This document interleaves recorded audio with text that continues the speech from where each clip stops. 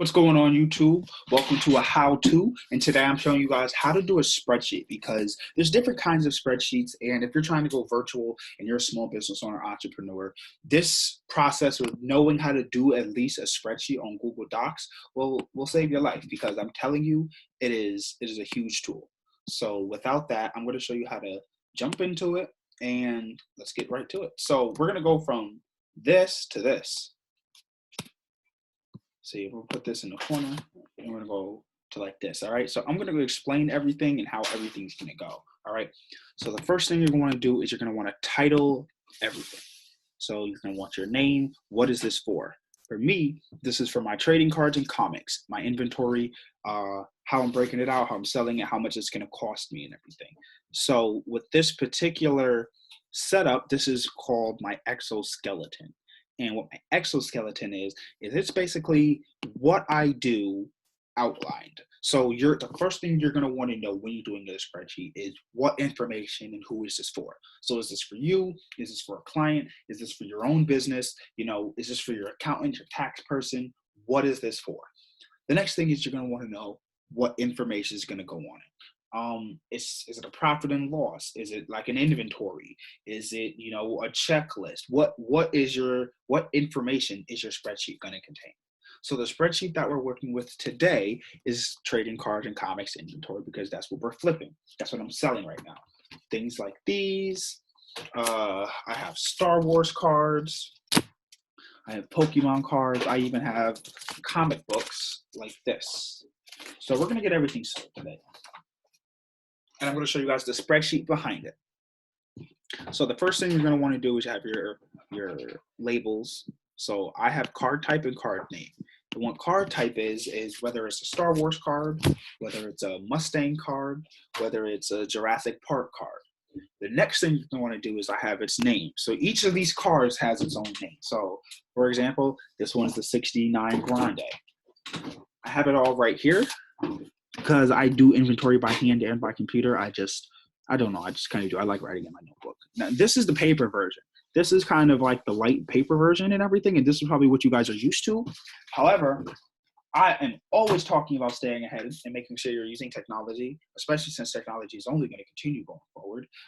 I recommend keeping up. So doing things on the computer and the spreadsheet is not only a good skill, it's a great thing to learn for keeping control of your business and track of a lot of different things. So the name is, for this particular one, 69 Grande. How many do we have? Inventory is how many of these do we actually have? So that's where that comes in. So that's what inventory is for. Then you're going to have price, you're going to have revenue. I also have shipping, handling, and packaging costs. I'm going to be paying for, I'm not going to be paying for people to do the shipping and handling. However, I will have to be paying for packaging, and then total profit. Now, most times, I think almost all the time, literally almost all the time, unless you're in a situation like this, like me, you're going to have something known as cost of goods, which would go usually over here or something like that. Now, you can put it in whatever order you want. And I always make it bold so you can, so people can see it.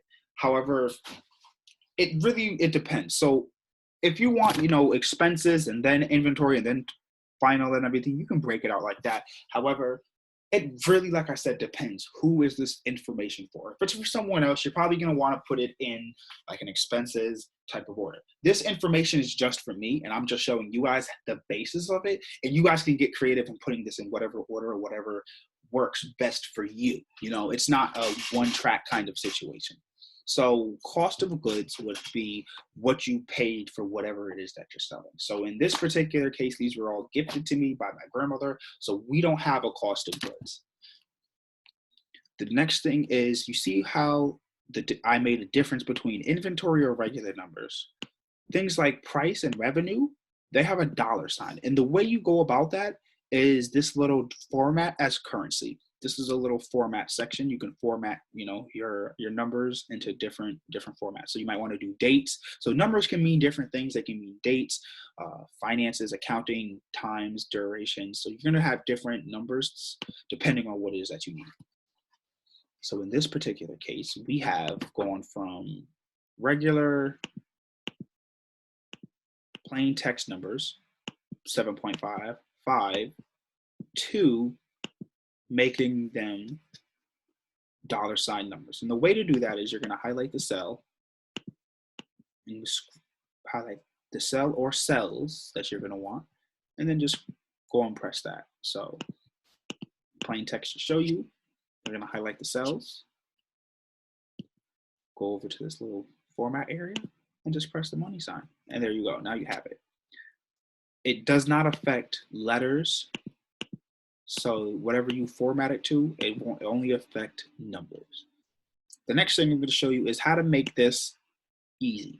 So you know that inventory is, we have 3. If we have $2.50 per item, it's going to cost us $7.50. Same thing with 2 and then $2.50. We don't want to have to actually do the math on every single item though. So we're going to use what's known as like a function or a formula inside of these. Now, there's 2 places to go. You can highlight the cell, and then you can find your function or your information right here of that cell, or you can actually double click it and it'll tell you. Now, my particular function right here has multiplication. I'm going to show you about that. This is how functions formulas go. So we know that 3 times 250 is going to be 750. However, we want to get that fast without even probably typing it in. So we have a formula known as equals. So that's going to tell us that this cell equals whatever we input into the after equals. So equals what? What is it trying to equal? What is the equal purpose of? Is it subtraction, division, multiplication? Is there an exponent or anything like that? Is it an average? So you're going to want to tell the cell what function you're doing. In this case, we're going to multiply. And since we already had it, it's smart enough, Excel and Google Sheets are smart enough to know you probably want to multiply these 2 numbers right here because it's directly across. It recognizes that. So we're just going to I can show you guys multiply. You're going to put parentheses. So this is going to tell us what cells we're multiplying now. So we're going to multiply cell E4, comma, E5. F4. E4 and F4. That's going to give us our 750. Now, the rest of this, we don't want to have to input that cell formula every single time because that would be just as annoying as having to actually do out the math. So what we're going to do is take this formula right here because that's our base formula. We've already done it one time. And all of these numbers over here are all going to be the same formula. So we're going to drag it down like this. We're going to take this formula and drag it down. Same way we were changing and doing other things, we're going to drag that formula down, and therefore it's going to now be, look at each formula, it's going to be, not only will it have the formula for that particular cell in the column, it's going to have the numbers adjacent to it that correlate with that particular cell, just right here. So if I were to put, we have 3 of an item, and then it costs $4, it's automatically going to take it, 3 inventory, it's going to take the 4 and automatically change it to $4. It's going to take the inventory, automatically change it to dollars, and it's going to multiply it. So it's 3 times 4, it's going to be $12. Notice that. So if I take out that 4, it's going to go back down to 0 as such. So that's really the sort of basis of how your Excel cell account is going to go. So let's move on. So now that we have learned how to categorize and how to label our spreadsheet, we know how to description and how to describe and how to input the formulas that we're going to use for our spreadsheet because we have that information. Now we're going to have to complete the rest of our math. So I don't have shipping and handling costs because I'm making the customer pay for their shipping and handling. That's not going to be on me. However, I do have packaging costs. So the packaging, I didn't get packaging yet. So let's just say it cost 10 cents per package. And I have spent $10 on 100 pieces. So it's only per individual. So every package, which is every piece of package that I send out, is going to be 10 cents. So what we're going to do is we're going to take 10 cents and put 0.10. And I already have this set up to be formatted in the money situation. So, ooh, email coming. The next thing that we're going to do is we're going to make this red, because this packaging is what's going to take away from our total revenue. So here how we have our total revenue, inventory, and price. This is going to be in, I'm highlighting red so that it's going to be representative of negative. Now we're going to go here in profit.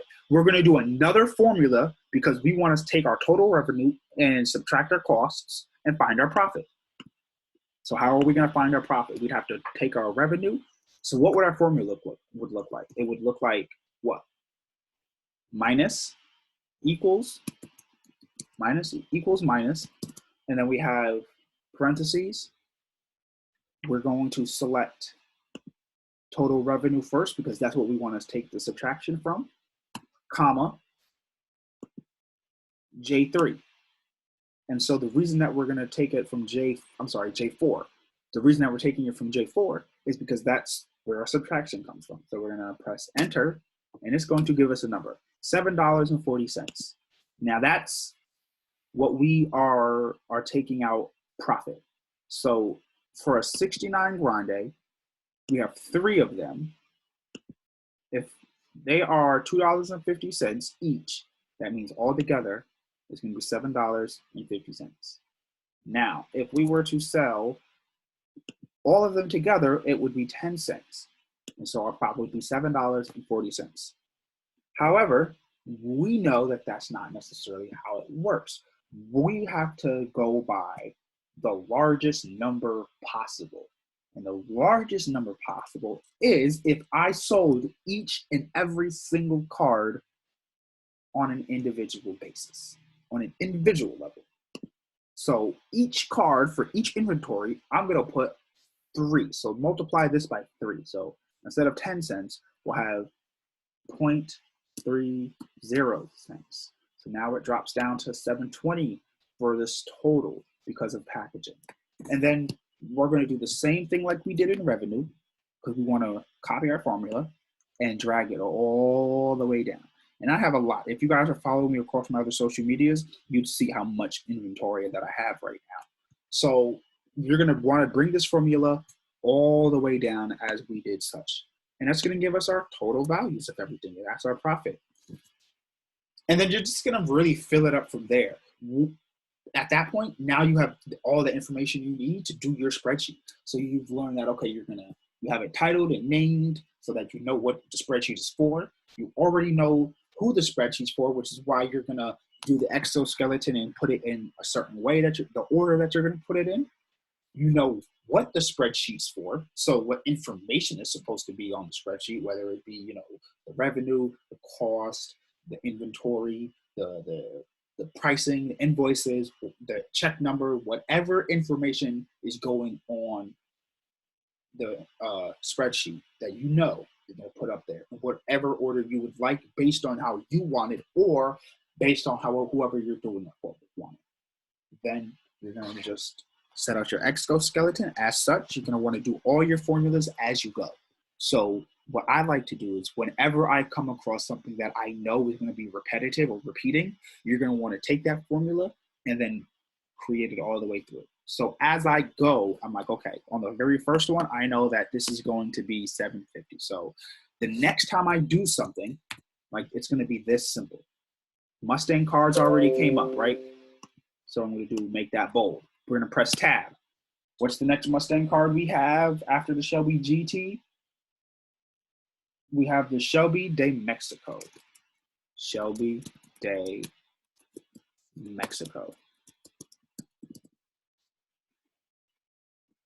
How many of these Shelby de Mexicos do we have? We have 1, right? It costs $2.50 per, right? So watch what happens to this revenue. Automatic, $2.50. Automatically puts $2.50 right there. So we don't even have to touch that. Now we're gonna go, we know that since there's only 1, we're gonna put 10 cents. Automatically changes it to this. What we also want to do is we want these to be red. So we'll take the red and make these red, all red. So 10 cents red, and look, we already automatically have our profit on that number. So that's our profit, And that's really how you make a spreadsheet, because then you're just going to go down and fill everything up. So welcome, thank you for joining this YouTube, and come back soon. We appreciate you guys coming. You know, whenever I have anything that I feel like is of value to the guys that I'm going to try and teach and learn, I'm going to put it into a how-to using Zoom. So definitely something that you should check out, and then follow and subscribe to the page for a lot more content. So I'll be seeing you guys when I see you guys. It's a whole lot of assistance going on.